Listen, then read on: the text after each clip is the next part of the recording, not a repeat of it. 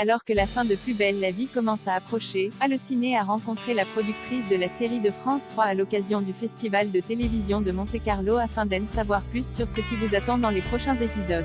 Le compte à rebours est lancé. Dans moins de 6 mois, Plus belle la vie va tirer sa révérence après plus de 18 ans à l'antenne. Mais si la fin approche dangereusement, il reste encore beaucoup à faire pour les scénaristes du feuilleton de France 3, qui ont la lourde tâche d'offrir aux fans de la première heure un final répondant à leurs attentes.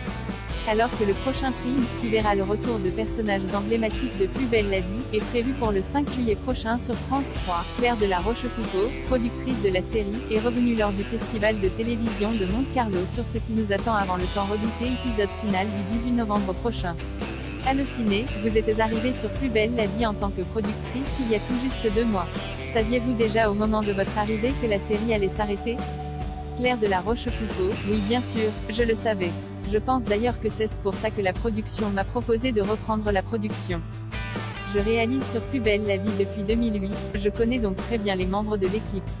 Je connais le moindre peintre, le moindre accessoiriste, je connais les comédiens mais aussi les différentes arts. C'est une série qui m'accompagne depuis longtemps. Je pense donc que c'était important que l'équipe et les comédiens soient accompagnés de quelqu'un qui les aime et qui les connaisse pour amener la série à sa fin. Quel était votre état d'esprit quand vous êtes arrivé? Aviez-vous envie d'impulser certaines choses?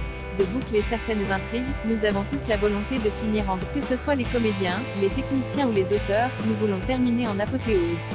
Il y a un vrai attachement pour toutes les personnes qui travaillent sur cette série depuis longtemps, et nous ne sommes absolument pas dans l'abattement.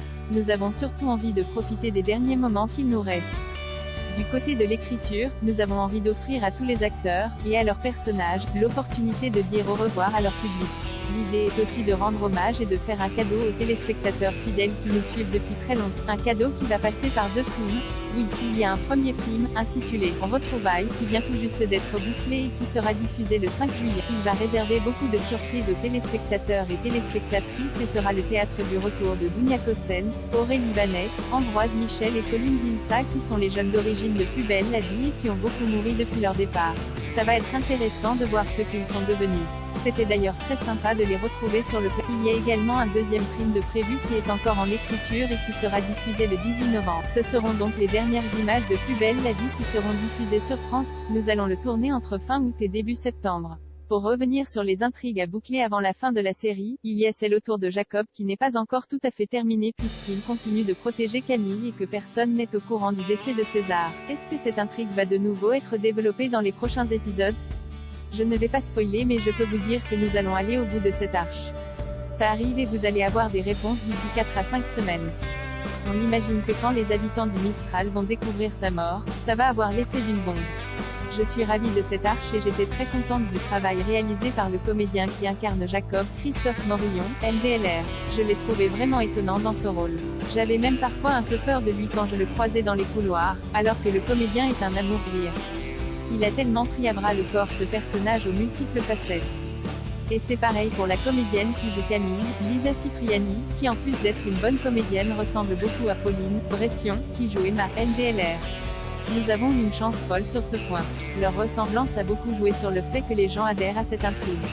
Est-ce qu'avec l'intrigue autour de Jacob, vous aviez envie de reprendre le même principe qu'avec Elle l'Enchanteur? Vous êtes l'un des rares feuilletons à faire des intrigues aussi longues qui durent sur des mois, voire parfois des années. En l'occurrence, le personnage de Jacob a été présent sur plusieurs arches, c'est-à-dire que ce n'était pas une arche qui n'en finissait pas, mais plutôt des départs et retours de personnages. Mais de manière générale, les intrigues psychologiques sont l'ADN de Plus belle la vie. Il y a eu le docteur Livia, Elle l'Enchanteur. Je pense que notre public est attaché à cette marque de fabrique. Et jusqu'à la fin de la série, il va y avoir beaucoup d'hommages. Comme je l'ai dit précédemment, nous voulons faire des cadeaux à notre public parce que nous existons grâce à eux. Il y a quand même encore 3 millions de personnes qui sont encore très attachées à la série. Et la plupart du temps les gens sont là depuis longtemps et nous ne voulons pas les quitter comme ça. Laetitia Milo a fait de nombreuses déclarations affirmant qu'elle n'a pas été contactée pour participer aux derniers épisodes de la série. Que pouvez-vous nous en dire? Cela ne fait que 2 mois que je suis là, je ne suis pas au courant de ça. Je peux simplement vous dire que la production de Plus belle la vie n'est pas fâchée avec Laetitia. Mais c'est compliqué pour les auteurs, ils doivent sortir un épisode par jour donc il faut qu'il ait des idées. Nous aimons beaucoup Laetitia et elle a énormément participé à la réussite de la série. Nous n'avons aucunement la volonté de ne pas la faire revenir. Mais faire revenir un acteur juste pour le faire revenir, ça n'a aucun intérêt et ce ne serait pas lui faire un cadeau. si elle revient, il faut qu'elle ait des choses à défendre sinon ce n'est pas intéressant. De nombreuses rumeurs courent autour de l'avenir de Plus belle la vie sur une autre chaîne. Pouvez-vous nous en dire plus? Pour le moment ce ne sont que des bruits de couloir. Nous adorerions que Plus belle la vie survive à son arrêt sur France 3. Nous y travaillons mais pour l'instant il n'y a rien de signé, mais nous croisons les doigts. Nous aimerions tellement pour nos comédiens et le public que ça continue ailleurs. Évidemment que nous n'avons pas envie d'enterrer Plus belle la vie mais ce n'est pas nous qui décidons, mais tous les rumeurs qui courent ne sont que des rumeurs. Et même sur les éventuels spin-offs, partout il a été annoncé un spin-off. Je le dis une bonne fois pour qui, ce spin-off, nous ne savons pas d'où il sort, n'est-ce pas du tout à l'ordre du jour à France TV en tout cas. Propos recueillis par Jérémy Dunant le 18 juin dans le cadre du Festival de télévision de Monte-Carlo.